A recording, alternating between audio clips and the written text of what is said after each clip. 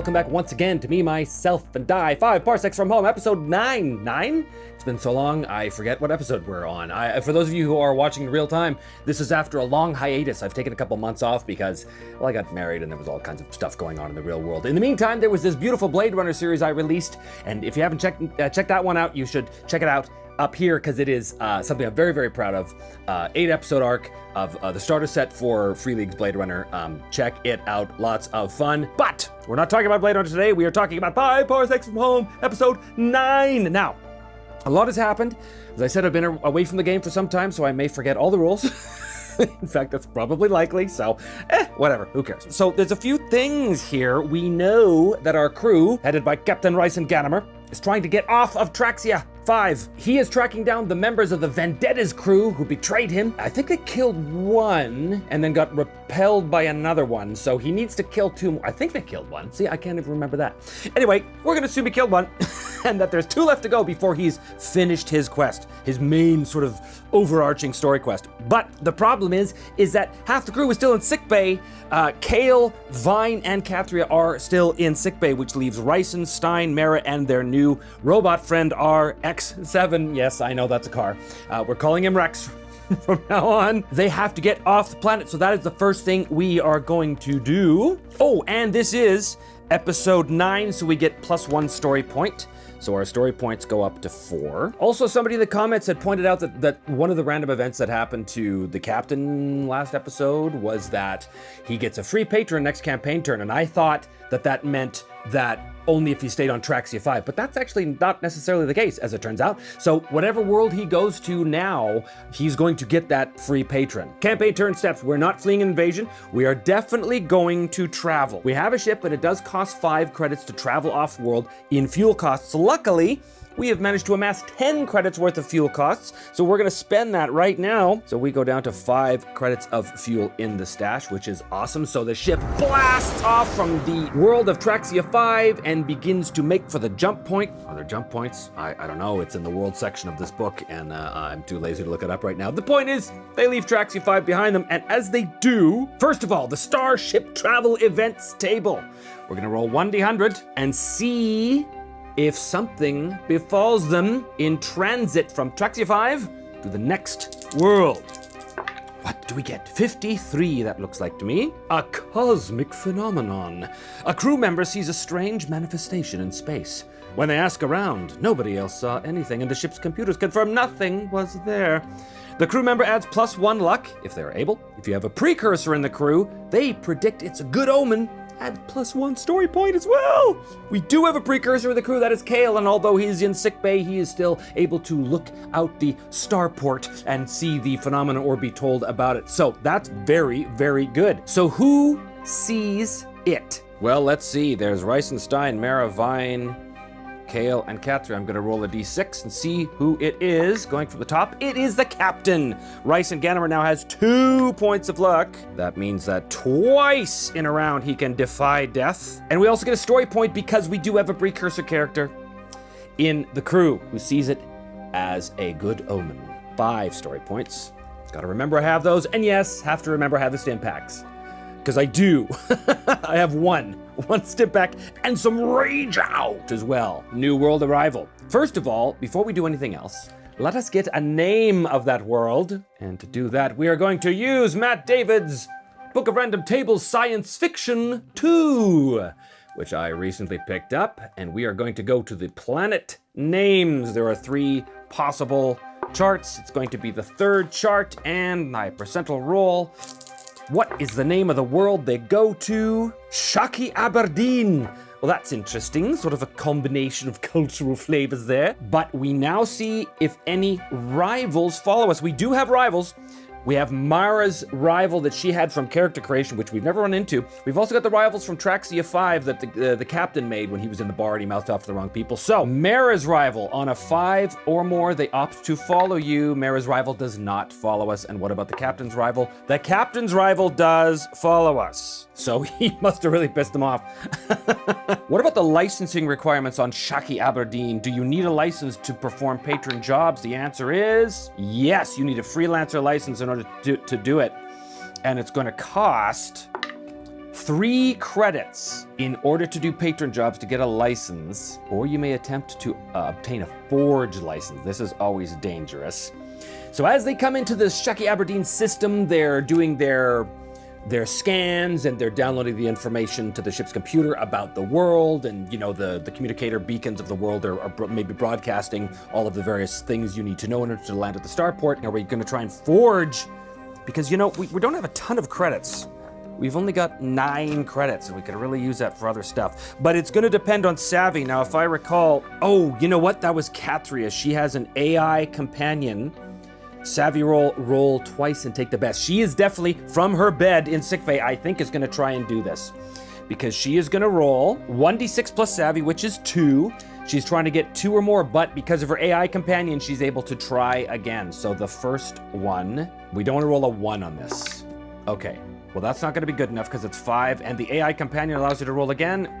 Unfortunately, they are not able to forge the license, but luckily they didn't roll a 1, so they don't get a rival, crime bosses or the law or anything doesn't come after them. So if we want to use this free patron that we have coming to us because of the captain's role, we're going to have to spend the 3 credits in order to get the license. I think we have to. World traits, first one, 13. Invasion risk. +1 to all invasion rolls. Ooh, boy. Ooh, that's bad. And the second trait of Shucky Aberdeen, 54. Weapon licensing. Any weapon obtained through the trade table or purchased outright costs +1 credit. Oh, that's terrible. That's probably why they're in danger of being invaded, is the aliens know that the local people don't have enough guns because they're too expensive. Let's go to the Book of Random Table Science Fiction, the first volume, and go to types of planets and get a sense of what kind of planet Shucky Aberdeen is. 24. It's a double planet. So what does that mean? Does that mean there's 2? I guess. I don't really know what that means. I'm not an astrophysicist. I mean, the mission parameters might help fill us in a little more on what kind of world it is, but it's sort of a weird place. 2 worlds orbiting around a gravitational source, which isn't a star, because why not? What I think that's going to mean, though, is that the civilized areas on Shucky Aberdeen are going to be unstable geologically and possibly climatologically as well, so I think that we might get some crazy weather patterns here. We do manage to land on Shucky Aberdeen at the spaceport there on one of the 2 worlds that makes up. Perhaps one is Shucky and one is Aberdeen. Yes, you're clear to land here on planet Aberdeen. We have to do the world steps, upkeep and ship repairs. Well, first of all, people in the sick bay do not count for upkeep, so upkeep costs 1 credit if you have 4 to 6 crew, and we have 1, 2, 3, 4 crew. So I do have to pay for upkeep. However, I also have the purifier, which gives me 1 credit per turn, so that will take care of the upkeep costs. We still owe money on the ship, and I'm not going to put anything towards it. I've only got 6 credits left, so that means the debt increases to 10. Pay for medical care. We can't afford to pay for medical care right now. However, we knocked down the turns that they have to be in sickbay now. Just for the record, Kale and Vine both have 1 turn left in sickbay, and Katria has 2 turns left in sickbay. And then we get to assign and resolve crew tasks. But before we get there, there's a few things that we need to wrap up from previous missions. First of all, if Kale, who was given a package to deliver on the next world, is here, and he's not dead, he's in sickbay, but he's still here, so he is going to be able to have that package delivered. When you travel to a new world, if this crew member is still in the crew, earn 3 credits. Ooh, thank you. And also roll a d6. On a 1 or a 2, something happens. No, we do not gain a rival and a story point. So it was a straight up FedEx mission, but we got 3 credits for that, which was really good. The other thing we have is 2 trinkets, and this came from the result of battles that we fought. We found personal trinkets, so on each planet you visit in the future, roll 2d6. We've got 2 of them, and on a 9+, you find the owner and receive a loot payment. So the first trinket, 10, correct. The second trinket, 6. So we have 1 personal trinket left. So we were able to deliver a trinket to somebody. As a reward, we receive a loot roll as payment. So what do they give us for giving this personal trinket of mine? How you found it in the chemical plant, I think, is where we found one before. Not really sure, but here, take this. Roll on the loot table to see what we give you. And we're going to give you for a weapon. It's a loot table, not a trade table, so it's not going to cost us +1 credit to get it. 14, a slug weapon. And as payment, 98, we're going to give you a rattle gun.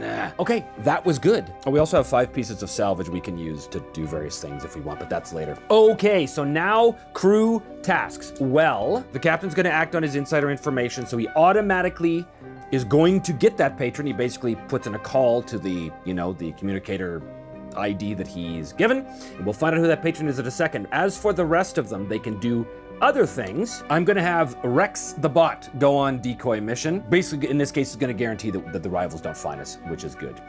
Meanwhile, we've got the captain, Stein, and Mara, all who can do a thing. Mara, her toughness is 4. She could train and get her toughness up. That is so tempting, I'm going to take it. Gets +1 XP, which puts her up to 6, which she can immediately spend right now to get her toughness up. So she goes down to 0, but her toughness is going to go to 5. So the captain goes trading.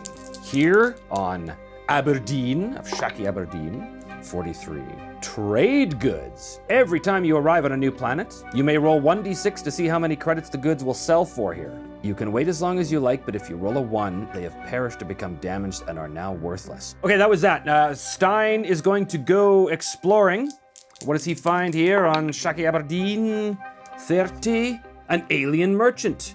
Give him any item, then roll on the loot table. Any item. We have a damaged rattle gun, and then roll on the loot table to see what the merchant gives him in exchange. It's the alien merchant with his tentacles flailing, because of course all aliens have tentacles in their mouth for some unknown reason. Oh, what a lovely damaged rattle gun you have. Here, take some loot in exchange. What does he get in exchange for that?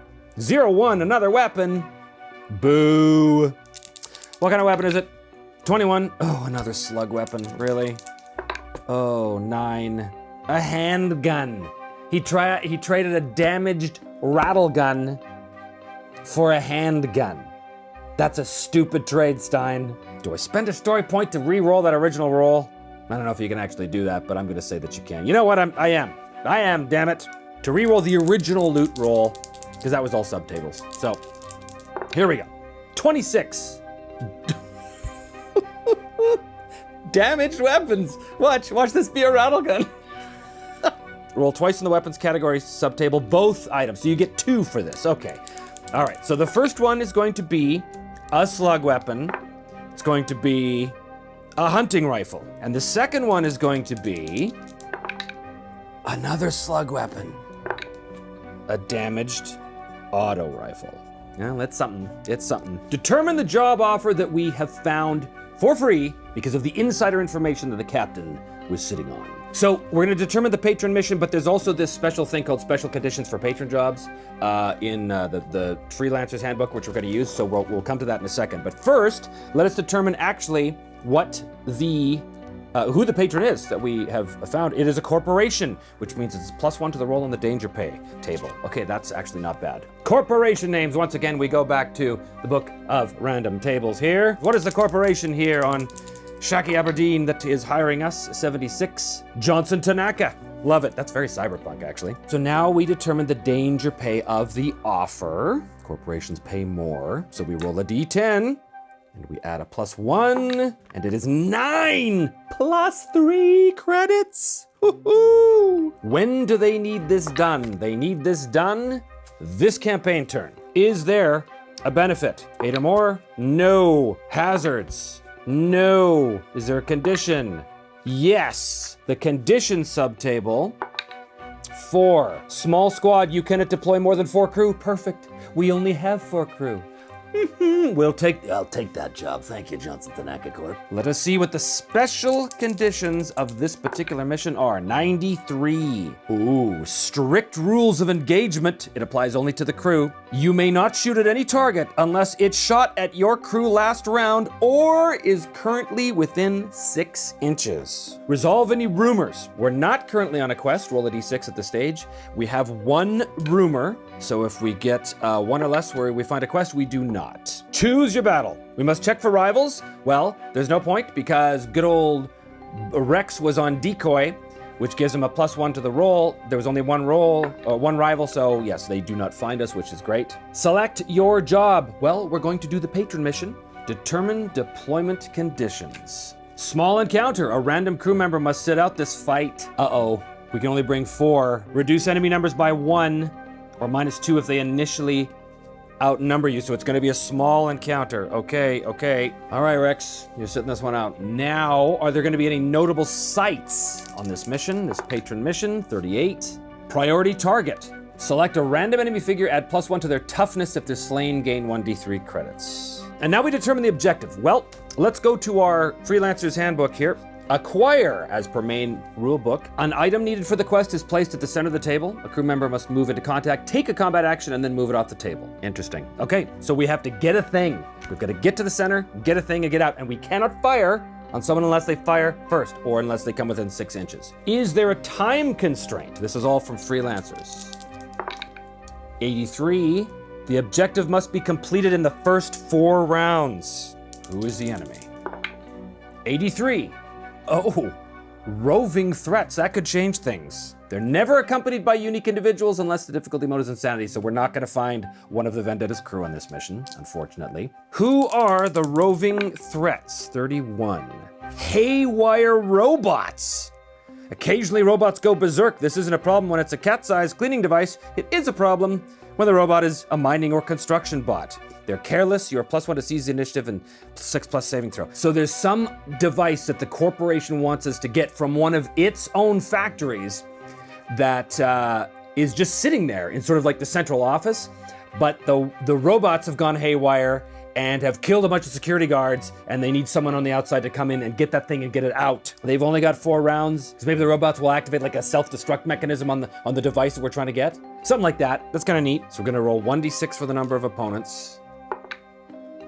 4 plus 2 is 6. We are outnumbered, so -2, so there's gonna be 4 of them, which means that one of them is gonna be a specialist. Rampaging enemies will move as fast as possible towards the closest opponent and will always attempt to enter brawling combat.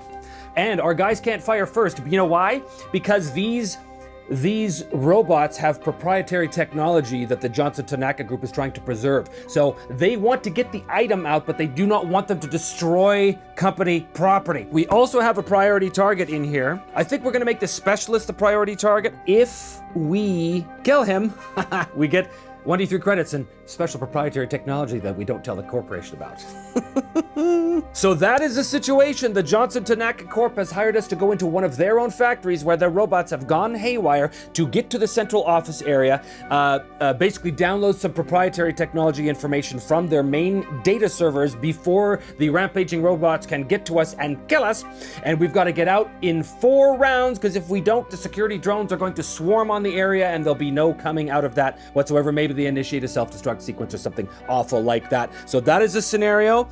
We're going to get +3 credits to do this. We cannot fire first, which means we have to wait until they get within 6 inches before we can even engage them. But we do have priority target with that specialist, so we do want to take him out if we get a chance to do it, even though the corporation doesn't want us to do that. That is the situation. So let us see what happens as we go to the table.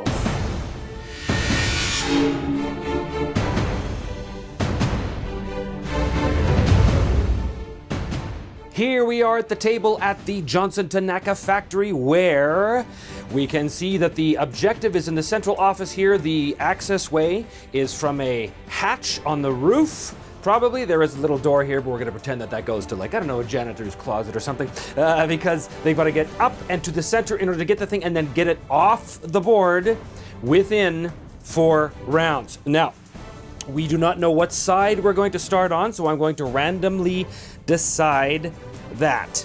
1, 2, 3, 4. We are coming in from 4, from this side here. Okay, which means the enemy is going to be deploying from the opposite, possibly. We are going to do a seize the initiative roll, and if we fail, we're going to go to the Trailblazers handbook to see if we do any different types of deployment. So first of all, let us determine if we are able to seize the initiative. We have a +1 to seize the initiative due to the nature of the robots themselves. And also, we do have the scanner bot, which is an additional +1. We roll 2d6 and add the highest savvy +2 of any member here. There's only 3 of us. Ooh, this is gonna be yeah.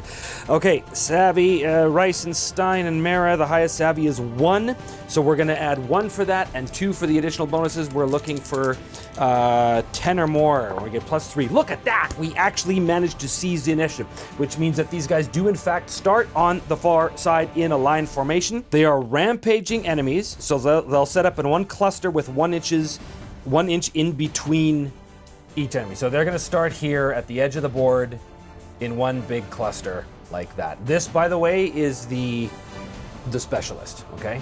So I'm going to put the specialist in the middle. That's where they start, and we're going to start here at the edge here like this. Remember, we cannot open fire on them until they are within 6 inches because we are not supposed to destroy the Johnson Tanaka. Nonetheless, we have seized the initiative, which gives us a free fire or move action. Well, obviously, we are going to take the move action. So, starting here, ooh, it's been a while since I played this. Let's see how many rules I forget and get wrong. Here we go. Seize the initiative. Take a normal move before the battle begins. Remember, we've got to finish this thing, get that thing off the board in 4 rounds. This is round 1. This is pre-round because we've seized the initiative. Ganymer's speed 5. We'll start with Stein actually. He's going to do his full move right there. That is his free action for that. I think Ganymer is going to go 5 up this way. Mara is going to go 4. Does she want to try and get up high so she can pick off enemies? That could be. I think she's going to try and do that. So she is going to move 4 to the ladder there. And hopefully she'll be able to get up and get herself in a good position to be able to shoot at someone. That is the seizing of the initiative. And now we go to the actual reaction roll. So we take our reaction dice, and remember, we have our communicator. And just to remind myself of how this works, when making the reaction roll each round, you may roll 1 additional die, then choose a die to discard. Everybody's reactions is 2, and we get the additional die because of our communicator. So here we go.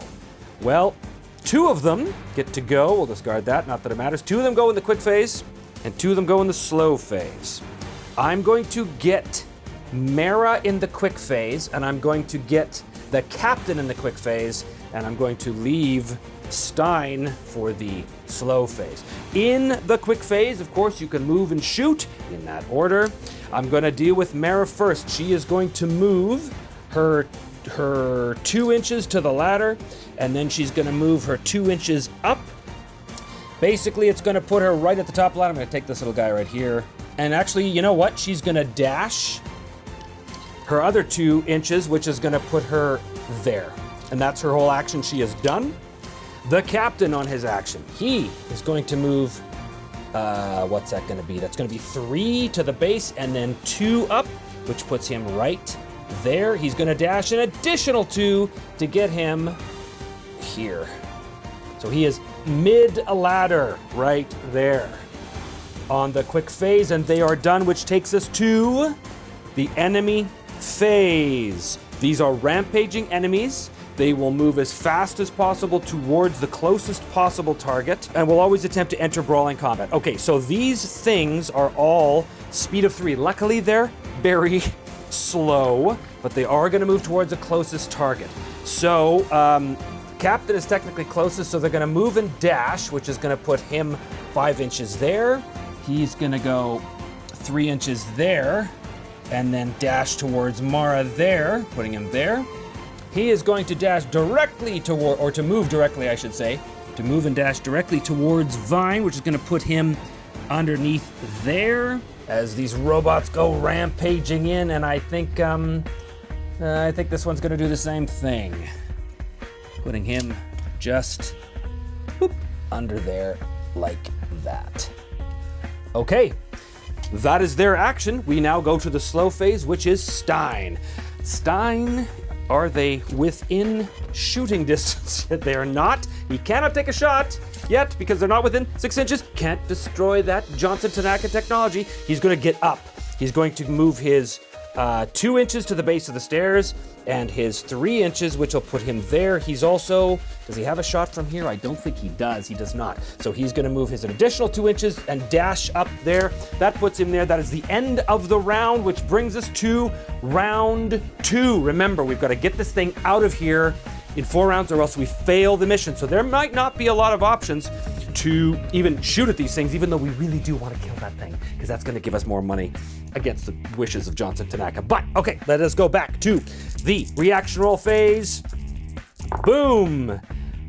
Well, we're going to discard the 6. 2 of them, again, go on the fast phase. I think Mara's going to go to the fast phase, and I think the captain's going to go to the fast phase because he is the closest thing to the objective. So his move is going to take him 1 inch is going to put him to the top, or 2 inches rather to the top, and then the rest of his move would take him there. His combat action is to seize the item.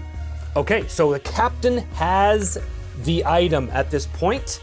He is gone. Mara has a lovely shot, although it is gonna be behind cover. I'm very certain of that. Mara's shot is going to be, yeah, she's gonna have cover to him. So, but she does have a shot at the big boy here. I think she radios into the captain. Captain, I've got a shot at the specialist. That's a priority target. Should I take it? Yeah, take it. All right.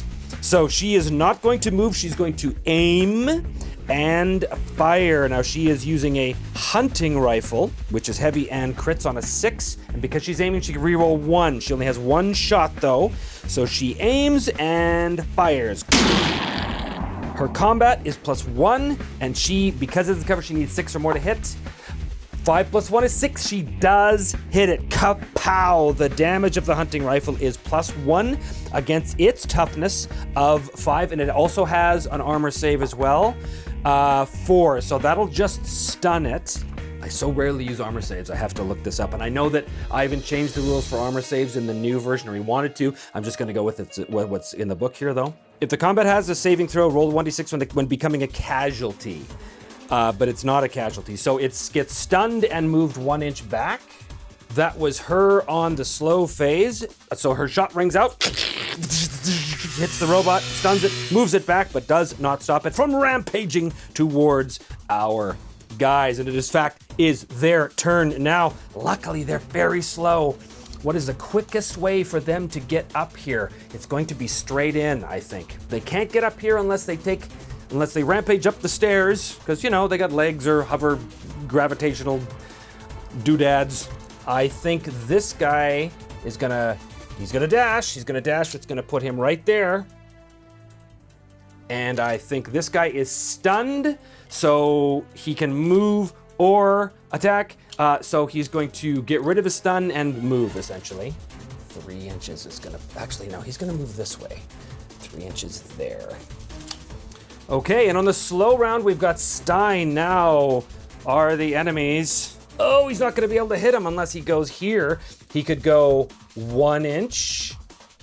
This is straight up to 3, that's 4 inches, and do another inch there, 5 inches, but he doesn't really have a shot on that guy, but he's got a shot on this guy. Is he within 6 inches of this dude? He is just barely. He's gonna do it because he's stunned, and Stein wants to take a shot, man. So he moves and whips out the hand laser. Well, the hand laser has, it's a snapshot pistol, and it has a shock attachment within 8 inches. The target stunned, place a second stun marker. He's gonna fire with the hand laser, and the snap fire means +1 within 6, so he's an additional +1. So he's rolling at a +2. The guy does, well, actually from there, no, the guy does not have cover. 5 up, 2 + 2 is 4, he's going to miss. With that, which brings us to the next round, round 3. The good news is the captain already has the item. They've got to get out of here by the end of round 4. Who goes first? Well, we're going to disregard that one. So only one of them acts in the quick phase. It's got to be the captain. The rest are going to be slow. Stein and Mara in the quick phase. Captain's got to get out of there.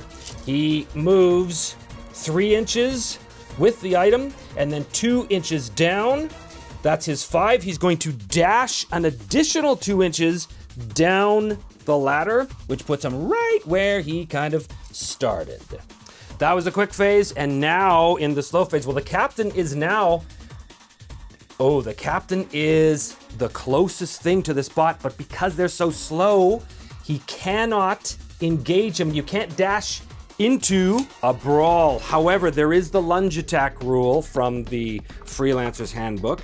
He cannot do a lunge though because he was not shot at. So instead, this robot basically is just going to move 3 inches and 5 inches. He's waiting for the captain at the base of the ladder, essentially. Calm down, calm down. So the captain, that's gonna complicate matters for the captain. This guy, I think he is, well, he could do the same thing. He's gonna move towards the closest enemy. In this case, I think the closest enemy is probably Mara. He's gonna move right there towards that ladder to try and hover up the ladder, basically. And over here, these guys are now shot at. So he is within, oh, I didn't do duckback rules, did I? Oh, wait a minute. Yeah, no, it wouldn't matter because robots do not check for duckback. Huzzah, that is not gonna be a factor in this battle. They do have a lunge attack, however. So, I forgot about that because Stein shot at the robot. The robot is within 6 inches. The shot missed. The target character has no ranged weapon, and the target does not carry any weapon, which means that as soon as that happened, as soon as Stein fired, this thing should have actually done a lunge attack towards him, which is a full move towards the shooter, attempting to enter brawling combat. You know, I'm gonna give it to him. The lunge attack means you're going after the shooter, but he can't get to him up here, but I'm still gonna give him those 3 inches anyway from last round. So just boom, which puts him at the edge here. He's gonna, on his move, he's going to move and dash over here, which puts him there, threatening the captain. And this guy as well is going to move. He's going to move essentially the same thing. He's gonna do a 5 inch. So we're gonna move him right to underneath there. That was the enemy phase. Now we have slow phase. This is both Mara and Stein. Mara and Stein do not have to get off the board. They have to ensure the captain with the item gets off the board. So I think Mara, does she have a shot from here? She can't see him, but she can't, you know, this is interesting. She, she can see this guy. Unfortunately, the captain is right in the way. So she, unfortunately, from this position, does not have line of sight on this guy because the captain is blocking it. He's directly in the way of that, which is, ugh. Oh, but the other issue too is, do they want to take out that bot for the extra credits? You know what, I think at this point it's far more important to clear the path. So she is going to move right to the edge here. She's going to move down. Now she did move, so that means that the heaviness of the rifle is going to kick in. So it's going to be -1 to hit, but he's not going to have cover. So she does have a +1 combat. So she's got to get 5 up essentially, because +1 -1. Does she do it? She does not. She misses. She moved and fired, and Stein on the slow phase, he also has to clear the way. He's going to move here where he can point down. Oh, here's the thing. Does he want to move there, or does he want to move here? I think he's got to move here at the corner, so he's got a clear shot at this guy that's threatening the captain right there. He moves and fires. I think this thing might be within 6 inches. Because if it isn't, it is within 6 inches, so he's allowed to fire. And also he gets a +1 because of snap fire. And it's also, his weapon also has the shock attachment too, which is good. So he's firing at a +1, but it's snap fire within 6 inches, so that's an additional +1. It's 5 up, but he's got +2. Oh my God, and he didn't aim because he moved. He's gonna miss on that. I think he has to spend a story point to re-roll that, because this is very important. This simple little mission, it just got hugely in jeopardy because of the positioning of everything. He's got to roll again, adding +2. Oh no! He moves and fires, but he misses. This is terrible. We're going into round 4 now. If the captain does not get this thing off the board right now by the end of this round, or if somebody does not get this thing off the board, we lose. The objective is lost. Okay, here we go. I need a lot of ones. I need a lot of ones. Well, twos I will take. Okay, here's the thing. 2 of them go in the quick phase. Do I have... oh boy. See, here's the thing. If I have these 2 go in the quick phase, they might be able to take out these enemies, which would clear a path for the captain in the slow phase, even though this thing is going to move towards him. It's not within 3 inches, so it can't charge him. But these things, if they do not take out the robots right here, then the captain has no choice but to enter into a brawl with them, and that's bad news. That's going to slow him down. He could probably win. He's got that glare sword. Oh boy, oh boy, oh boy. And he can't fire and then move. This is tough because of the round. Oh, do they have anything else they can use? Oh, Rage Out! The user gains +2 speed and +1 to all brawling rolls for the rest of this and the following round. Oh, I think the captain has to pop a Rage Out. Because he needs that speed and possibly brawling. Okay, this could change everything. So if the captain pops the Rage Out... I'm glad I looked that up. If the captain pops the Rage Out, he's going to have an effective speed of 7, as long as these robots aren't in the way. So he could try and move around him on the fast phase. He could go down here, and then, ooh, could he do it though? See, the straightest shot. Oh, you know what? He could totally do it if he just popped down and moved and did a dash straight off the edge, but... Oh man. If he pops down directly, he's going to move into a brawl with that robot. Who has the best chance of taking that robot out? I think it is probably... I think it's got to be... Yeah, here's what we're going to do. Stein is going to go in the fast phase. Oh, and it has to be the captain. The captain has to go in the fast phase as well. So Stein... Oh, I hope I did this right. Stein is going to go first. He is going to aim and shoot, which means he re-rolls ones. He's rolling at +2 against this thing. He is no cover, so he needs a 5 up. There we go! Bang! And his damage, it's a shock, which means if stun, place a second marker. The damage is 0. Their toughness is only 4. Take him out. No! 0 is just gonna stun him twice. He kind of needs to take him out. Do we need to re-roll that too? I think we do. I think we need to re-roll that.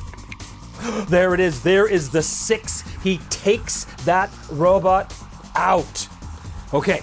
He takes that robot out. That was on his quick phase. I think we just saved it.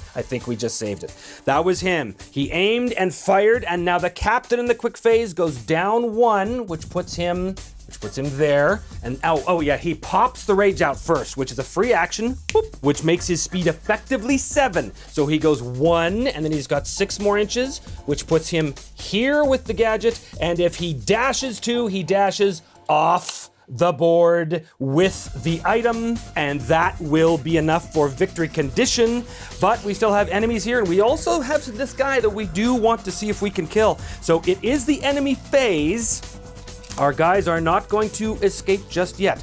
Oh, it's the enemy phase. So this thing is going to go after Mara because she is the closest. Luckily, it can only move 3 inches. Very, very slowly, it rampages its way to the base of that ladder. This thing also is going to go after Stein. It's going to dash its way to that ladder right there. And we have another one as well underneath here that's going to dash its 5, which will put it, come here, you, right there. We can put it right there. Boom. Okay, that was the enemy phase. Slow phase, there is just Mara. She is going to... Well, this guy's the target. She turns around. That doesn't count as a move. Can she see him from there? I'm fairly certain she can, but it's going to be behind cover. So she needs a 5, but she's rolling with a +1. She didn't actually move, so she's going to aim and fire. And she rolls a 5 + 1 is a 6. That doesn't trigger the crit because it's not a natural 6. So she does 1 shot on the target. Damage is +1 against its toughness of 5. This is the specialist. This is the priority target. Stuns it. Boom. And that was the end of the slow phase. We go into round 5 now. And the communicator is gone because the captain is no longer on the board, which means we roll just 2 dice for reactions. They're both at 2. Oh, and they both go on the quick phase. That is very good news. Mara is going to aim and fire again. She's rolling at +1. Reroll 1s. +1 is a 6. Correct! +1 damage. Oh, she'll stun it again. That's a 2 stun on this thing. Now here's the question. Can Stein see that thing? Because if he can see that thing, he's going to take a shot. What is the range of this, first of all? The range is going to be within 7, so he's not allowed technically to shoot at it. That is the rule, even though they've been shooting at things. But he can certainly shoot at this guy who's impeding his escape. So he is going to roll. +1 snap fire, +1 for his combat. The guy is not in cover, so it's a 5 up. The 6 against 5 is a hit. His damage of this is 0, but it is a shock attachment. He rolls a 5, which is over the 4, takes that robot out. Oh, and by the way, who took out the first enemy? That was Stein. So Stein gets the first kill. Have to remember that too. Stein gets the first kill. He aimed and fired, so that is it. Now it's the enemy phase. Well, enemies are gonna come up. 3, and he's going to dash not into a brawl, but almost like right there. Oh, wait a minute, he can't dash. He's stunned. Well, he uses up one of his stuns, which means his stun 1. He can only go 3, which is basically gonna put him essentially there. Precariously dangling on the edge there. This is the last of the robots over here. He's gonna move his 3 to the base of the ladder, and he's going to dash 2 up the ladder. Which is gonna put him there. Nobody's on the slow phase, which means we go to round 6, and our reactions, they're both on the slow phase, which means the enemies go first. This guy can get up and engage in a brawl with Mara. I think I forgot about a lunging attack at one point, even though it only counts if you fire and miss, and I think they both hit. Anyway, whatever. Again, I've never used the lunging attack rule before, so I'm, and it's been several months since I played this game. Anyway, whatever. So he was still stunned, will not enter brawling combat. So he is actually gonna move up over here. And that's the end of his stun. Unfortunately, enemy phase, this guy moves up 3, which is gonna put him at the top of that ladder. He's gonna dash up. Boom, there, ready to charge. However, on the slow phase, our people have a situation right here. Oh, you know what? I totally forgot about the armor save from the casualties. That's hugely important for the captain. Did he make a save? He did not make a save. What about this other guy that Stein shot? No. So neither of them made their saves. Would have had to retroactively go back and change that, because that's a pretty big screw up. Again, I'm also not used to using saves, so that's a whole new thing. The enemies moved up, and now it's their turn. So Mara has a cling fire. I think she's going to do the cling fire instead. So she pulls the cling fire and fires. Not in a brawl. So she rolls with +1 and no cover, so she's looking for 5 up. +1 is 4. She will miss, but it has 2 shots. 4 +1 is 5. That is a hit. Boom, it does damage. 1 against toughness 5. Takes out the target of priority, which is going to give us that extra credits. Fantastic. That was her over here. Stein has a shotgun. I think he whips the shotgun out because it's got a crit. If he rolls a natural 6 to hit, it does 2 hits instead. So he is going to blast away with the, or no, you know what? Change my mind. He's going to stay with the hand laser because it's snapshot. So he's got an additional +1 to hit at close range. He's going to roll a +2. He's looking for 5 up. That is definitely a hit. 4 + 2 is 6. The damage is 0 against toughness of 4. So he's gonna stun it, knock it back 1 inch. I think I've been forgetting about knocking things back 1 inch as well. What are you gonna do? And that is the end of round 6. We go into round 7 now. Oh, wait a minute. The thing was supposed to end after round 4. I just had to remind myself that we had 4 rounds to achieve the objective. We did achieve the objective, which means that the self-destruct is not triggered, and these guys can still carry on going into round 7, because otherwise that would have been an issue. Okay, here we go. What is their reactions? Both on the slow phase again, which means enemies go first. There is only one. There's no morale roll here. Robots don't have any of that. He is stunned, however, so he cannot engage in a brawl. So he is just, if he can't engage in a brawl, he's just going to use his stun to sort of get closer, but not quite up to him just yet. That is the enemy phase. I think it is time to go. We're gonna have Mara go. She's gonna go, her speed is 4. She's gonna go 4, which puts her there, and a dash of 2, which puts her right there. I think he's going to go down the ladder. He's got a move of 5 and a dash of 2, which will put him right there. That is the end of the round. We go to round 8. is their reactions. I think we've got this one cinched. They're both in the quick phase. That is exactly what I needed because they can make their way off the edge of the table. Pretty much total victory on this very, very quick and dirty mission. Fantastic. They achieved the objective. They did destroy some proprietary technology of the Johnson Tanaka Corp, which they're not going to be happy with, but they did achieve the objective and they're going to get their danger pay. They're going to get all the stuff, which is great. Excellent all around. Let us see what happens in the post-battle.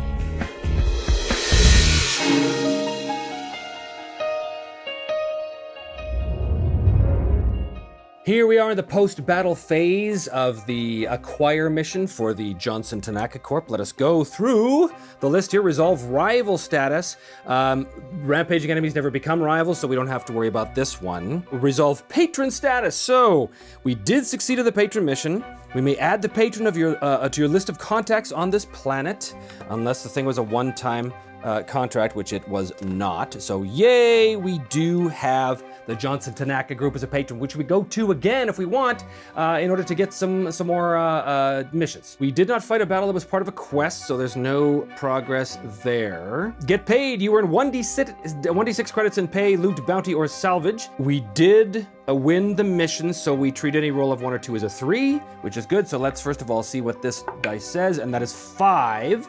We also add the pay bonus to the danger pay, which was an additional 3, so that's 8 credits for this one, which was pretty good. And again, I don't think they're particularly happy about the destruction of their proprietary technology, which we're gonna get D3 credits for that. So 8 plus an additional 1. Okay, well, we blew it up too much. We didn't get a whole lot of, we didn't salvage a lot of information from it, but that is a total of 9 credits. That puts us up to 18. That was a great haul for a comparatively easy mission.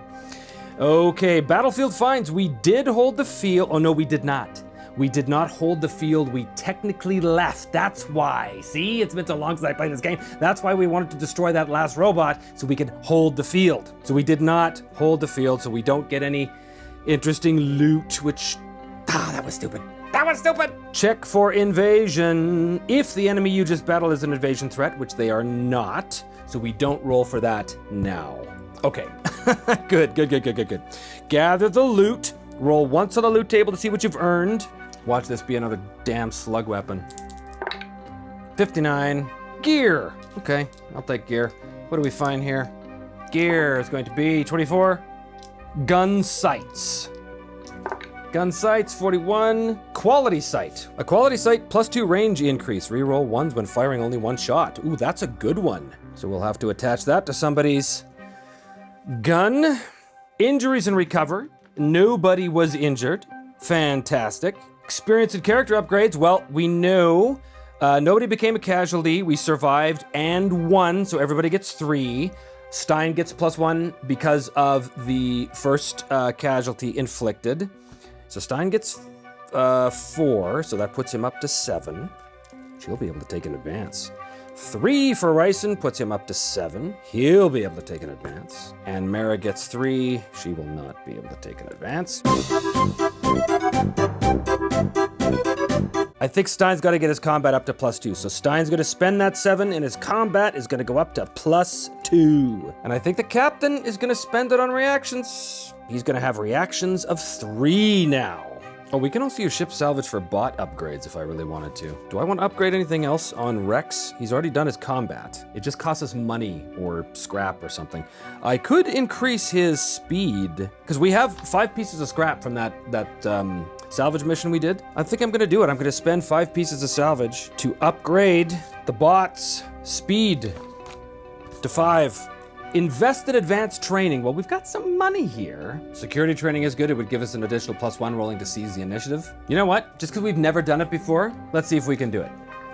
Okay, so we're going to spend 1 credit to try and get into advanced training here on Shaki Aberdeen. Puts us down to 17. We roll 2d6. We've got to get 4 more to be approved. We just got in. So I want security training, which is going to cost 10 credits. Even people in sickbay can take the training, they just can't implement it while they're in sickbay, obviously. Learning is rather quick, using a combination of neural reality instruction and sublogic insertion techniques. All quite safe, of course. Who is gonna do it? We know the captain's gonna be with us all the time. I'm gonna give it to the captain. Brings us down to 7 credits. Purchase items. I don't think we need to purchase anything, but we might want to sell up to 3 undamaged items, earning 1 credit for each. I think we're going to sell the machine pistol for a credit, and that's that. I'm not going to buy anything else, I don't think, because I don't want to spend 3 credits for a roll on a table. So now we determine the campaign event. See what happens here on Shaki Aberdeen, which we may not stay at. We may stick around because we've got this good patron now. We'll see what happens. Campaign event 92. It's time to go. Whatever you did, every campaign turn you stay on this planet, you must add an additional rival. Well, I guess that answers the question whether we're sticking around. So, yeah, I think that what that would probably mean is that the corporation figured out that we stole some of their proprietary technology. Not happy about it, and I think they surreptitiously, while still offering to employ us on certain things, also have started to pay a bunch of bounty hunters and rapscallions around the system to come after us because they're not happy. So they're kind of playing both sides here. I think that makes sense. So if we stay an additional turn, we're going to gain another rival here. Have to keep that in mind. And the character event. The character event happens to somebody not a bot, so I will roll d6. Character event happens to Katria, who's still in sickbay. What happens to Katria in sickbay? 91. They don't make them like they used to. A random item carried by the character is damaged and must be repaired before it can be used again. Engineers are not affected by this event. Damn it. Her blade is going to be damaged. So she was, pulling herself out of sick bay to, do some practicing, and she worked a little too hard. She pulled a muscle, and she also damaged her blade. And now we check for Galactic War progress. We already know that the previous planet that it was invaded was lost to Unity, so we don't have to worry about that step. That is it. We have finished episode 9, a fairly easy mission this time, which is good because we only had 3 characters, but a lot of gains. We're slowly getting stronger, slowly getting tougher. We have to decide whether we're going to stay on the Shaki Aberdeen because, as I said, this corporation has put out the word that maybe we're not to be trusted, and so we're going to start to accumulate rivals, but we still have them as a patron, and they pay so well.